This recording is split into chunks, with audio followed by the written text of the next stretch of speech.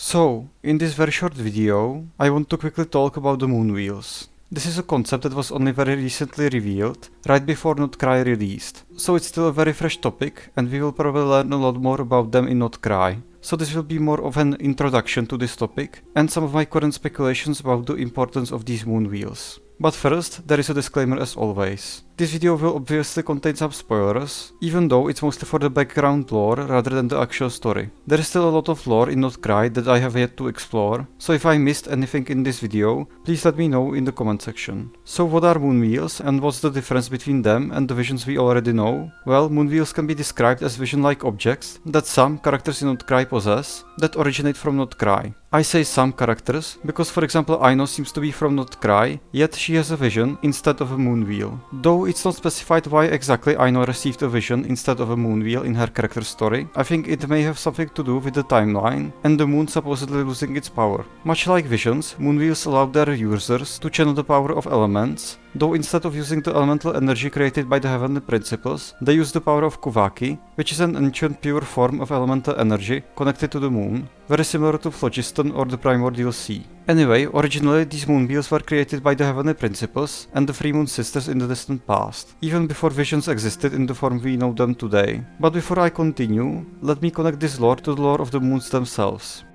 In the beginning, the Dragon King, who was the primordial and original ruler of Teyvat, created the three moons to help him govern this world. They did so even when the Dragon King was away, due to him leaving Teyvat to seek the worlds beyond at some point. While he was away, the primordial one came to Teyvat, defeated the seven dragon sovereigns and took control. The three moons then, for some reason that we can't be sure of just yet, decided to submit to this new ruler, and that's the reason why the dragons call them traitors. But after some time, Nibelung returns together with the forbidden knowledge, and the Great War of Vengeance starts. We are also told that all of the three moon sisters were killed in the catastrophe, and that two of the moons were also destroyed. And in the Luna 1 Archon quest, Lama finally confirmed that this catastrophe was, in fact, caused by the Great War of Vengeance, even though this has been hinted at for a long time now. And ever since that event, we know very little of what happened to the moons. We just know that Columbina, the Moon Maiden, was born around 500 years ago. But the circumstances of her birth are unknown to us right now. We just know that she is associated with the Frost Moon, which is the last one that remains intact.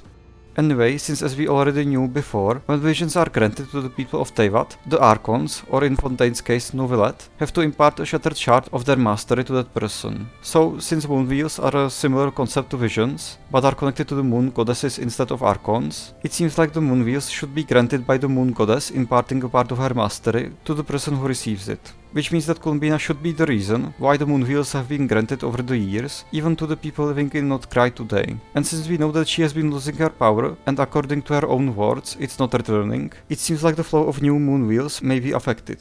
Which could also be connected to the reason why Aino has a vision, but it doesn't really explain the fact that Inefa awakened the moon wheel just recently, even though it's complicated and the moon wheel already existed before, so it's hard to say how exactly this works at this point. Anyway, if we were to talk about the history and purpose of these moon wheels, in the distant past they were given to the followers of the moons, and they served as a means of communication between the moon sisters. We also know from Inefa that they are formed from the stuff of the soul, just as visions supposedly are. Theoretically, this means that visions are linked to both human wishes, their constellation in the sky, meaning fate, and even their very soul. This also reminds me of how René de Petrichor said that to receive a vision is to sell oneself to the fate of this world, and to evermore lose the chance to walk the correct path. It seems like obtaining a vision affects not only fate, but even the soul of its wielder, which is then closely tied to the vision. And the same should then be the case for the moon wheels.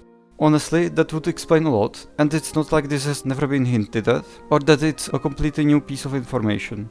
Inefa character profile story reveals that one day, after the Primordial One already took control over Teyvat, a secret source servant found a moon wheel beyond Atlantia, which is also called the Sacred City of Tolan, and brought it to the dragons that were hiding there. It even mentions that the moon wheels are considered Niflheim's ritual items. Niflheim is only mentioned a few times in the whole game, and is speculated to be the name of the lunar palace where the three moons resided.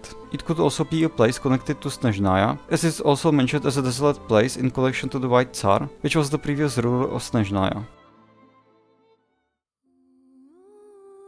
Anyway, that will be all for this short video, since that's probably all I can say about the moon wheels right now. I hope I summarized the information we have about the moon wheels well, and that it made sense even to the people who maybe aren't so well versed in the lore just yet. I have a ton of ideas and suggestions on new lore videos I could make in the future, since Nod-Krai just released and there is a lot to talk about. But with that said, that's all I wanted to mention, so take care and I see you in the next one.